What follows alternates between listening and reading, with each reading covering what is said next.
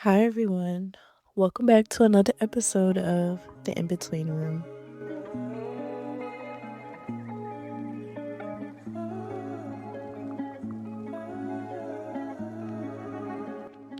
So, in today's episode, I want to go a little deeper into overcoming feeling less than or not enough and learning to put yourself first and not the needs or expectations of others.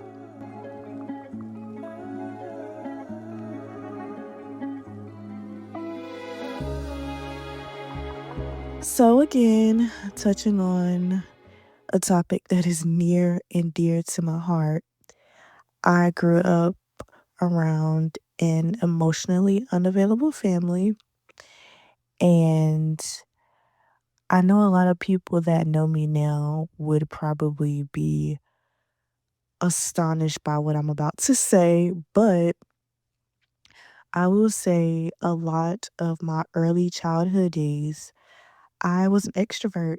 I was a child, but you can't box a child to be an extrovert because there are introverted children, but I was very extroverted a great deal of my childhood. And now, coming from a more introverted but extrovert at times, I will say a lot of the extrovert in me was buried by the feeling of being less than or not enough.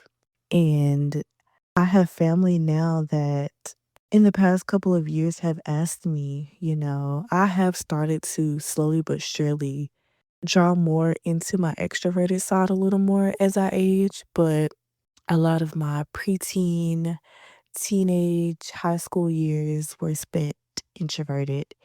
And I remember during that time, a lot of my family that knew me as a child would always ask, "What happened to you, Mila? What happened to the girl that asked questions, the one that challenged us, the one that always wanted to know what was next when we were in the moment?" And I remember the first time one of my family members asked me that as an older teenager, and it hit me, and it made me ask myself, what did happen to her?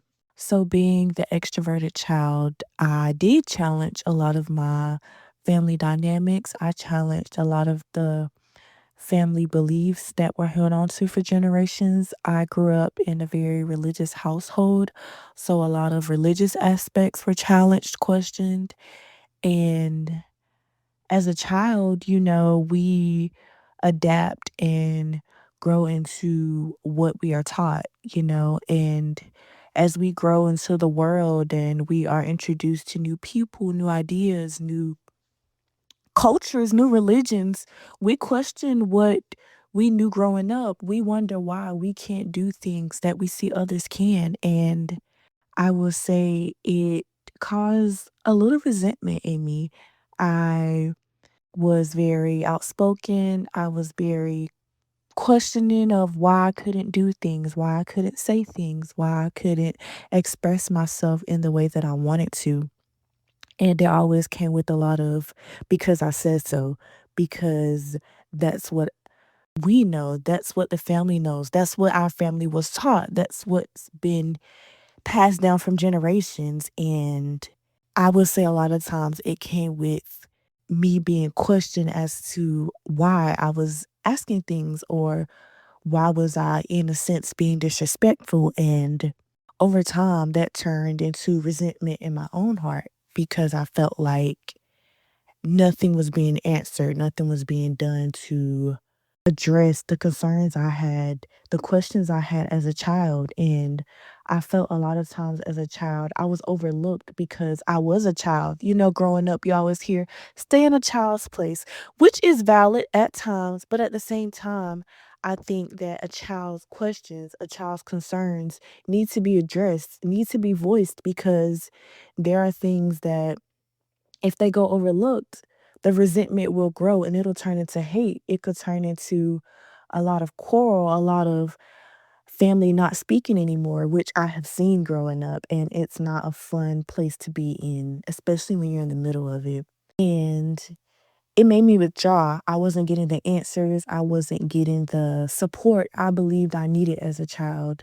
Now, as an older adult, thinking back to these times in my life, and I stopped asking questions. I stopped questioning what was taught. I just went with the flow because I was tired of not receiving the support, not receiving the answers that I yearned for.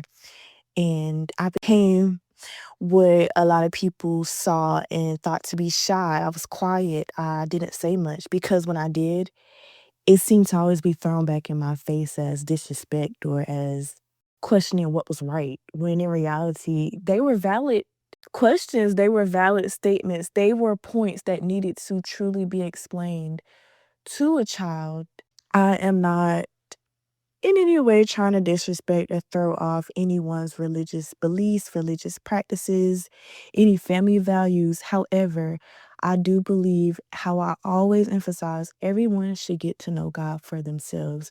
Everyone should truly discover themselves for themselves. You shouldn't base your life off of what was passed down through generations.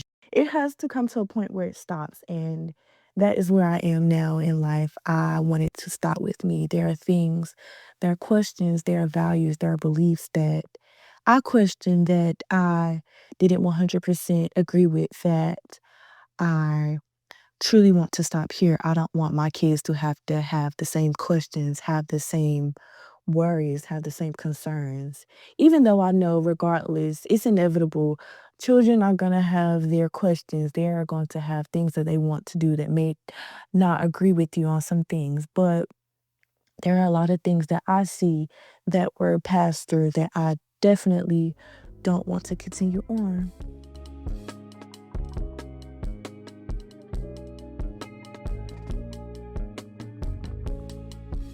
So going back to the shy or quiet aspect, a lot of times I was seen as disrespectful because I wasn't giving the same energy or vibe to people that they were expecting. A lot of times with family, they saw me still as the girl that asked a lot of questions, that challenged, that was outspoken. And being in a family that is very spread out in multiple different areas of this state, and I have a lot of family up north. Seeing me as an older teenager, not being the girl that they saw years before, as a lot of times I don't get to see a lot of my family up north as much as I would like. We could go years sometimes without seeing each other. And between those years, you grow, you become a new person, you become a different version of you. So coming back as, a lot more quiet, a lot more reserved, a lot more watchful than reactive, it made them question me, why aren't you being who we thought you were? Why aren't you being who we've known you to be? And it got to a point where I was tired of being questioned for even that. And I started putting other people's needs before my own. I started being who other people wanted me to be. I would involve myself in conversation, topics, ideas, events that I really didn't have any interest in, just for the sake of other people's comfort, just for the sake of not having to be questioned for the why of what I was doing. And it hurt. It was a barrier that fed into how I spoke on last episode, my maladaptive daydreaming. I escaped so much more because I was this person. I was like a mask behind who I truly wanted to be. I didn't feel appreciated for who I was, and I became someone else. And when I became that person, I was still questioned. I went through truly a crisis in my teenage years, which bled into college. I was still a people pleaser. I would shrink back a lot, but I would get backlash for shrinking. And it awoken something in me that has not been to rest since. And I'm so proud of that in me because I had been perceived so long to be so many different things. When you run into and meet so many different people with so many different personalities, you come off to people in very different ways. And I finally feel like I am at a point in life where I can be consistent with who I am. I am still very reserved. I am still very a few words at times, but the more extroverted side of me has began to awaken, and I am learning that people that are truly meant to be with you, to be around you, that are meant to be in your life will accept you for who you are.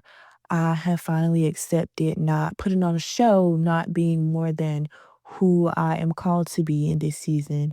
And I have found that it has came with a lot of people backing away from me, but it has also drawn so many people I have never expected to be drawn to me. And for the first time in my life, I finally feel seen. I finally feel heard. I finally feel valued. Does it still come with people questioning why? Yes. It comes with a lot of people that knew me growing up, still expecting various different things from me. It comes with a lot of family members questioning why I don't show up in certain ways anymore. And I have come to find out, that's okay. There are days where I only have 10%, and that 10%, I have to save something for me. I work in a very mentally draining field, and a lot of times people who don't work in fields that you work in, that have never had an experience in these fields, they will never truly understand what you go through, is what I have learned from working in social work, from working in fast food. People truly never understand what you go through until they have to experience it, if they ever experience it for themselves. And a lot of days I don't show up the way people expect. I don't visit as often as a lot of people expect. And the longest time I have had grace with so many people, and I'm at the point where I just want someone to have grace with me. There are days that I want to do things, but I just don't have it in me, and a lot of times people expect you to show up regardless of how you're feeling, regardless of the day you've had, the week you've had, and you can't do that all the time. If you show up with only 10% and have nothing left for you, and it's only Tuesday, you can't make it through the rest of the week. So just remember that it's okay to be selfish sometimes. If you've had the most draining day ever and you only have 10%, but a family member was expecting you to show up to visit, they have to learn to have grace with you. Everyone always wants people to have grace with them, but what about the same grace that you show yourself? How about show it for someone else? You never know the day that someone has had. You never know the loss that someone may have taken that day. You never know some things people may never share with you. You never know what someone is facing. We all face silent battles each and every day. So the same grace that you are showing yourself, show it to the next person, because you truly never know what someone is going through. The expectations we have for people, if they don't have the strength to show up, they won't be who we need them to be in that moment. So I challenge you to show grace the next time someone cancels a long awaited dinner date, a long awaited movie date, a long awaited talk on the phone, anything that you're expecting out of someone. If they truly can't show up for you in that moment, have grace with them. And that isn't trying to excuse anyone excuses. When it comes to people just giving random excuses as to why they can't continually show up, that's different. But when someone you care about genuinely can't show up, stop and ask yourself, what could they be facing that I may not have been picking up?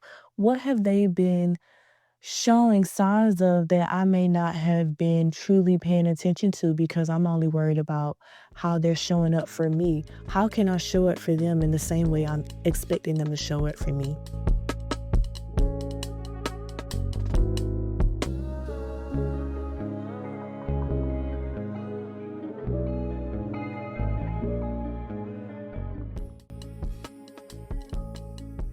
So I've kind of already started getting into my now, but I am, like I said, I'm in a place of truly pouring into myself being selfish, being okay with knowing that I can't always please what people are expecting out of me at times. I am in a isolation season, also a shut mouth season. I'm learning that everything doesn't need to be shared because a lot of times people may truly never understand some of the things that you go through, you face, and that is what's causing me to be selfish. There are things that I don't always want to share. There are seasons that I go through that I can't sometimes share. That those are seasons that are only meant for me and God. There are things that I do that I go through that others don't understand. And with that, I encourage you,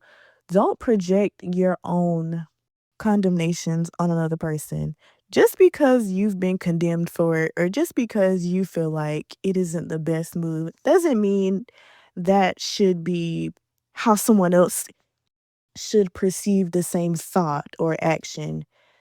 We all have our own weaknesses, we all have our own struggles, and just because you struggle with it doesn't mean the next person will. Doesn't mean the next person needs to know about it.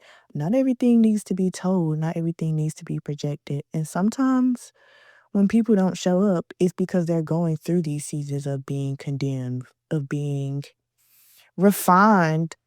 A lot of times when people are in these seasons, they can't show up being the person that you're expecting out of them because they're going through some fires, some serious points in life where they're trying to heal, they're trying to get through things that they may have never truly gotten to touch on before. And I feel like we truly have to learn, like I say, grace with people.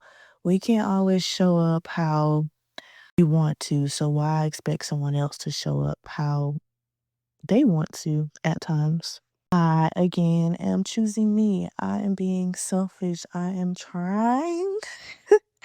Hear me when I say trying my best to do a lot more self care. My self care is a lot more in the home now. I have recently started just finding little things that make me feel okay, that make me breathe. Self care is truly self care. You should find time to do things for you by yourself. And that whether you're single, in a relationship, married, with roommates, with children, find time to do something for you alone. You have to always pour into yourself because you can never show up for these other people. Girlfriend, boyfriend, husband, wife, kids, roommate, mom, dad, whoever. You can't show up for these people if you're not pouring into yourself as an individual. Remember to always, always, always maintain your individuality because that is truly what makes you you. I have also been gaining my strength, my voice back. This podcast has become an outlet for me. I have been going through the motions with this podcast. Some days I feel all over the place. Some topics I feel all over the place, but this podcast I can say has been a tool, an outlet for me. I can see it kind of mirroring my weeks as I go through and as I learn, as I am introduced to new things throughout the week. It pours into me so that I can pour out and hopefully, like this episode said, be a voice to the voiceless because there are things that we go through that we sometimes can't put a voice to, which is why I sometimes have a stigma around therapy. There are things that I want to express, but I can't because I don't know how to dive into that topic because I don't have the words for it. But this podcast and listening to other podcasters has given me a voice for that. It has given me a way to be able to name and express some of the things that I have felt and be able to name the why I have become who I am today. It has given me a voice, it has given me a purpose, and I am glad to continue to share it with you guys. And last but not least, going back to my first topic of discussion, my withdrawing and feeling less than and too much, I have started not caring how others feel. This has been the hardest process in my journey. Not caring how others feel about me has been so hard. And I will say, working in social work has opened that wound tremendously because I talk to, I experience some of the craziest people, craziest things, craziest situations, and you have to continually show up being who you are. You may have to tweak it at times depending on the person, depending on the situation, but you have to show up continuously. And you have to realize that people are going to take you in various different ways, but you have to be okay with that because at the end of the day, a lot of times the people that you're showing up to, the people that you are showing up for, they aren't paying your bills. They aren't signing off for your direct deposit to post. So you have to be okay with people perceiving you how they do. I have so many different perceptions, I'm sure at work, with my clients, with my friends, with my family, with everyone that I have been in contact with recently. And I have learned that that is okay. And that is something that this job truly has shown me. Being a social work has shown me that is going to be my biggest lesson, especially with this podcast. There are so many different comments, there are so many different perceptions of this podcast. And I have learned that's okay. Who this podcast is meant to encourage, who this podcast is meant to speak to, even the people that are just here to be nosy. It's okay because people are going to perceive this podcast, me, various different ways from the many different things that I bring up. This podcast will come with exposure to people that I never expected to expose some of these things in my life too. And I had to overcome the thought of how people will perceive me with it and just post. Sometimes you just have to do things, and maybe this is an encouragement to someone. Sometimes you just have to take a leap of faith and not worry about what the next person thinks because you walking in your purpose and doing what you were put on this earth to do has nothing to do with the people that won't understand, that won't believe in you, that won't come around until they see things take off for you. So just remember that you have to take a leap of faith sometimes. Even if things aren't moving how you expect them to, as fast as you may want them to, know that everything has a season, everything has a purpose, everything has a timing. And when things are meant to be, they will be.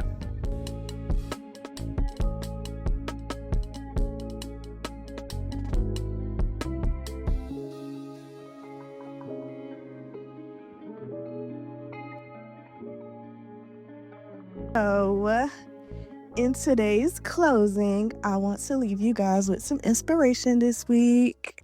This week, I just want to give some inspiration, and this week's inspiration actually comes from the Bible. I want to leave you guys with the verse, and that is Psalm 139:14, and this comes from the NIV version.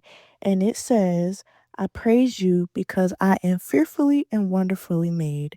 Your works are wonderful. I know that full well. So, with that, I just want to encourage you that you are made in God's image for yourself, for Him, and for your purpose. So, always remember to never shrink back. Never feel like you aren't enough, that you're less than, that you are doing too much.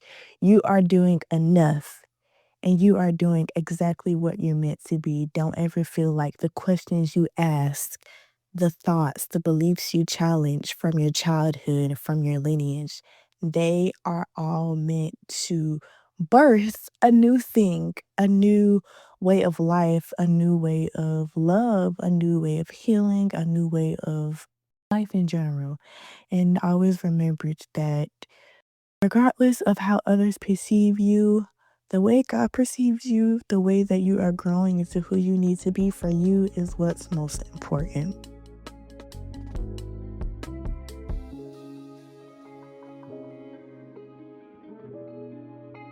So, thank you so much for listening to today's episode. I hope that some thought resonated with you and that it sticks with you this week and that you get through and that you learn that you are enough and that you should continue to be you and not shrink back, not revert to a different version of you, only unless it's you becoming a better version of who you are.